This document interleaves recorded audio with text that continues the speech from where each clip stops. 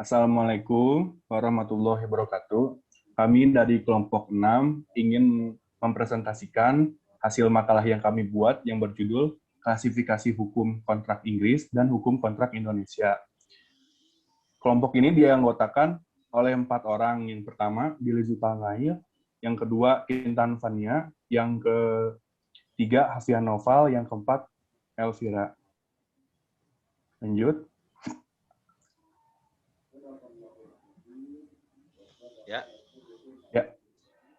Yang pertama, mengenai klasifikasi. Klasifikasi adalah proses pengelompokan benda berdasarkan ciri-ciri persamaan dan perbedaan.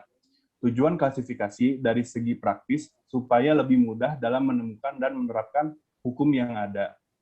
Lalu, hukum kontrak.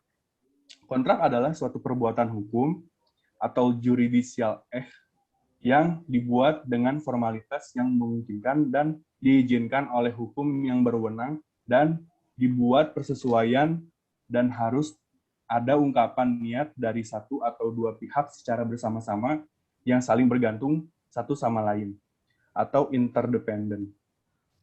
Lalu pada prinsipnya kontrak terdiri dari satu atau serangkaian janji yang dibuat para pihak dalam kontrak.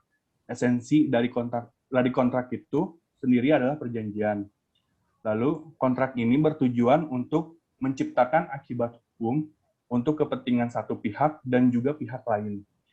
Lalu kontrak merupakan golongan dari perbuatan hukum.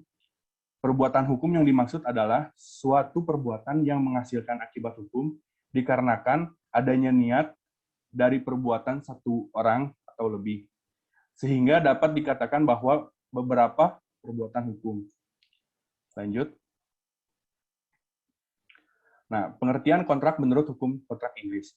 Dalam konstruksi kontrak menurut hukum kontrak Inggris, pengertian kontrak adalah every promise and every set of promising consideration for each other. Maksudnya adalah pada setiap kesepakatan atau seperangkat kesepakatan di mana yang membentuk sebuah presentasi antara satu dengan lainnya. Ada dua elemen dari sebuah kesepakatan yang meliputi yang pertama, offer or proposal atau penawaran, dan acceptance of that offer or proposal atau penerimaan. Sehingga dalam pandangan ini, kesepakatan yang dibuat oleh para pihak berlaku sebagai hukum bagi keduanya. Hal ini didasarkan pada janji-janji yang dibuat oleh para pihak, namun pandangan ini juga berpendapat bahwa tidak semua janji dikatakan sebagai satu kontrak. Lalu bagaimana dengan pengertian kontrak menurut hukum kontrak Indonesia? Di dalam Kitab Undang-Undang Hukum Perdata, istilah yang lazim digunakan untuk menyebut kontrak adalah perjanjian. Perjanjian sendiri tercantum di dalam pasal 1313 KUH Perdata yang berbunyi suatu perbuatan dengan mana satu pihak atau lebih mengikatkan dirinya terhadap satu orang atau lebih. Definisi perjanjian dalam 1313 ini adalah yang pertama, tidak jelas karena setiap perbuatan dapat disebut perjanjian. Yang kedua, tidak tampak asas konsensualisme. Dan yang ketiga, bersifat dualisme. Tahap prakontraktual yaitu adanya penawaran dan penerimaan. Tahap kontraktual yaitu adanya persesuaian pernyataan kehendak antara para pihak. Tahap postkontraktual yaitu pelaksanaan perjanjian. Di dalam membuat kontrak perjanjian, menurut hukum kontrak Indonesia, ada sekiranya 3 tahap yang perlu diperhatikan dalam membuat perjanjian menurut teori baru, yaitu yang pertama, tahap prakontraktual, yang kedua, tahap kontraktual, yang ketiga, tahap postkontraktual. Sumber hukum kontrak dalam hukum kontrak Inggris. Putusan pengadilan. Putusan pengadilan terdahulu yang dapat diikuti dari dulu hingga sekarang. Statute. Sumber hukum kontrak berasal dari statute, yaitu yang pertama Cell of God 1879, yang kedua Unifair Contract Terms Act tahun 1977, yang ketiga Contract Right of the Third Parties Act tahun 1999. Sumber hukum kontrak dalam hukum kontrak Indonesia. Sumber hukum material. Yang pertama hukum sosial, yang kedua hukum kekuatan politik, yang ketiga situasi sosial ekonomi, yang keempat tradisi atau pengadilan keagamaan kesusilaan, yang kelima hasil penelitian ilmiah, yang keenam perkembangan internasional, yang ketujuh keadaan geografis. Berikutnya sumber hukum formalnya, yang pertama undang-undang, yang kedua perjanjian antar negara, yang ketiga jurisprudensi, yang keempat kebiasaan, yang kelima doktrin.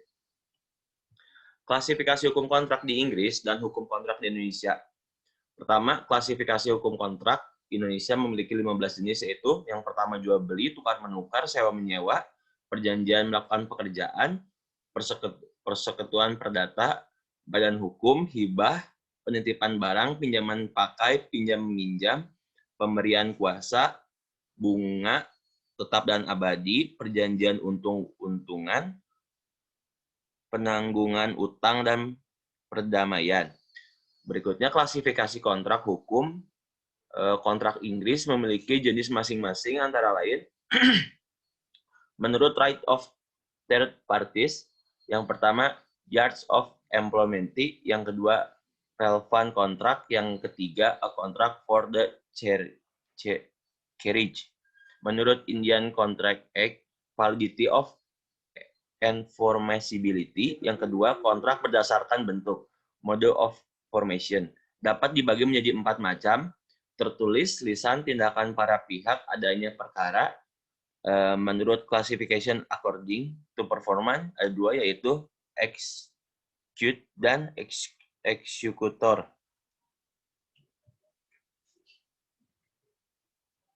Dilanjutkan dengan Elvira. Perbandingannya adalah kalau di Inggris syarat sah kontraknya itu ada offer and acceptance. Terus ada certainty, terus ada intention to create legal relations, terus ada capacity, terus ada formalities, dan yang terakhir ada consideration. Kalau di Indonesia, syarat sah kontraknya itu berupa kesepakatan, kecakapan, objek, kausa yang halal. Yang membedakannya adalah kalau di Inggris ada intention to create legal relation dan ada formalities. Kalau di Indonesia nggak ada. Kemudian persamaannya adalah kalau di Inggris offer and acceptance, kemudian ada certainty, capacity, dan consideration. Kalau di Indonesia, persamaannya adalah kesepakatan, kecakapan, objek tertentu, dan kausa yang halal. Ya, Pian. Ya, terima kasih atas attention-nya. Assalamualaikum warahmatullahi wabarakatuh. Waalaikumsalam warahmatullahi wabarakatuh.